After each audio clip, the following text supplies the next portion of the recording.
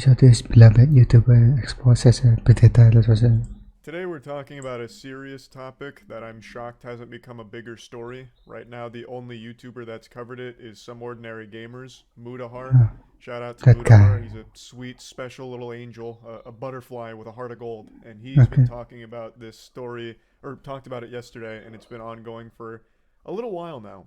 It involves a beloved YouTuber that I was personally a fan of, even made a video on him What? a long time ago, and a YouTuber that I'm sure many of you have probably heard of before. Yes, Feature Man. unexpected, I His guess. channel used to have nearly 450,000 subscribers, And but he's he's been doing losing a good well. handful of them now due to the story that's come out. And he's also deleted a ton of his videos. He's purged his whole channel, burnt down his own Library of Alexandria here. So And a lot of his biggest content no longer exists, but you probably remember him from going viral a few times for how to eat a watermelon, for example, where he kind of became this wacky watermelon old guy. He really broke the magician's code with that video. He opened everyone's third eye to the truth, the optimal way of attacking a watermelon and consuming it.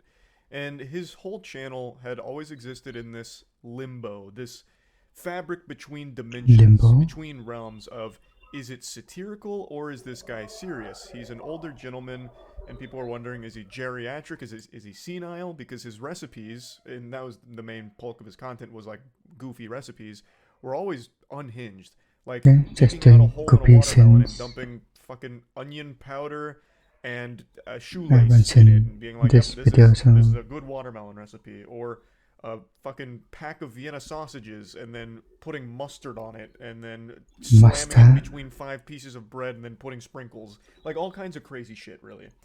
And for a long time, he Mustard cultivated in an a audience where watermelon. Huh? they were laughing along with him. But now nobody's laughing after a series of investigations conducted by the community revealed a No very one's fucked laughing up now. past. It turns out he's not some innocent, wholesome octogenarian just posting YouTube videos and he's a good saint or anything. He's actually just evil.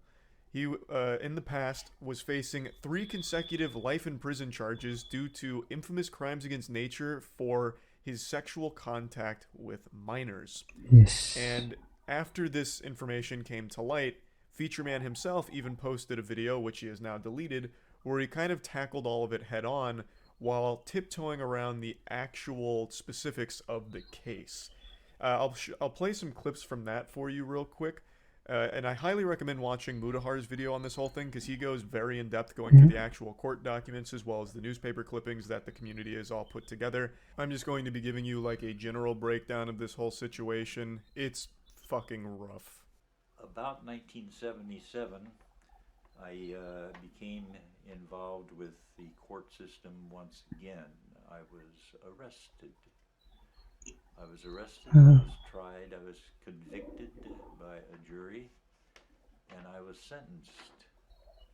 And the sentence Didn't say the reason. life in prison.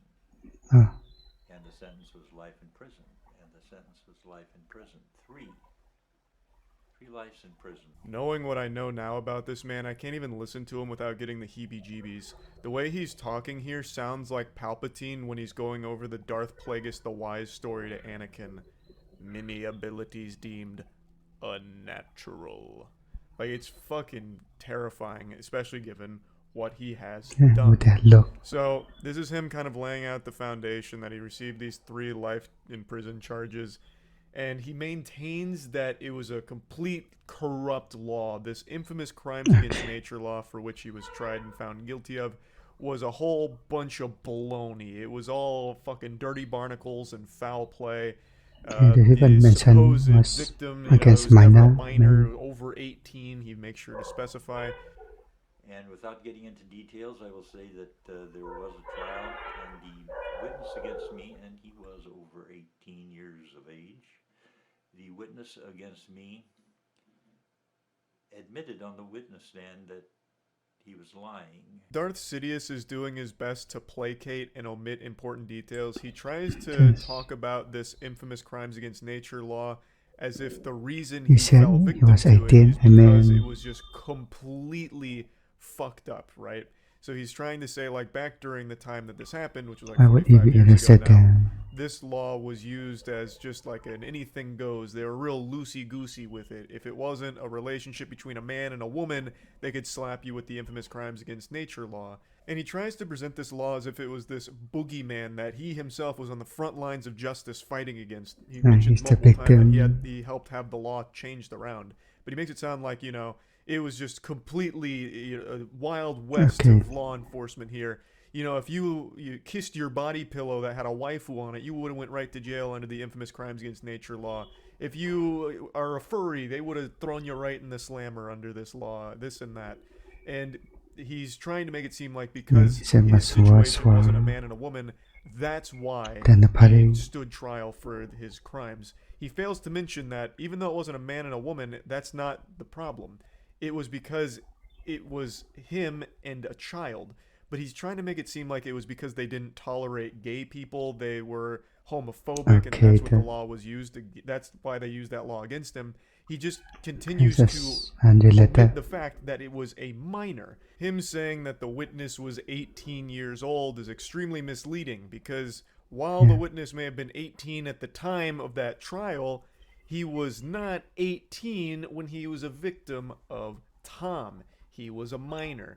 This happened years later when he was on trial and Okay. was 18, but when the actual yucky Was events minor at that happened, time. he was a child.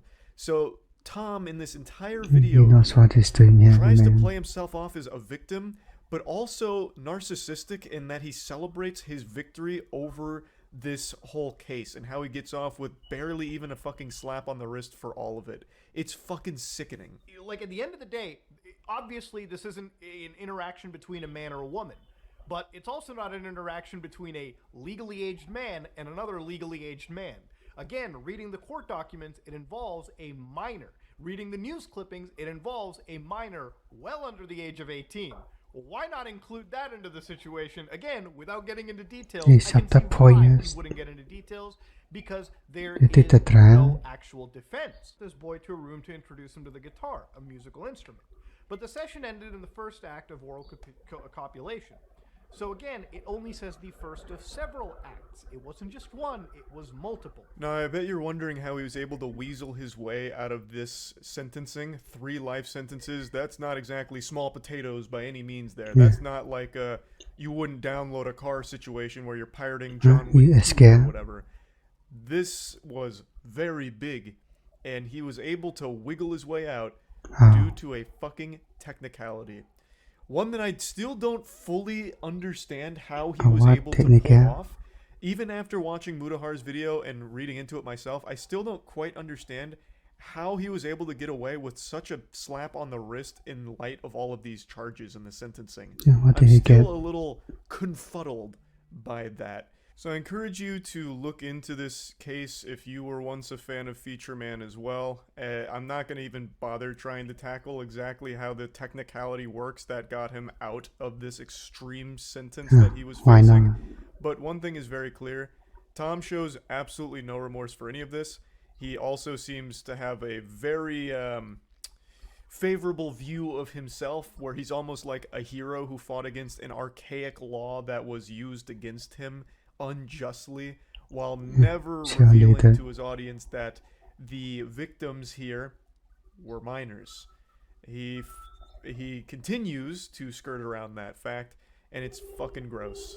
So yeah, like I mentioned, I did like Feature Man's content. I didn't watch like every single upload, but I did watch a good handful of them. Like I said, I even made a video on him a long time ago. And this was an absolutely wild development here. This would have been like learning Mr. Rogers was secretly selling heroin to kids. Okay. I just couldn't believe this when I saw Mudahar posted the video, and now I'm just disgusted by this guy. So, yeah, I just wanted to talk about it a little bit. That's about I still don't know how he was able to get out on life sentence here. 3 consecutive life sentence.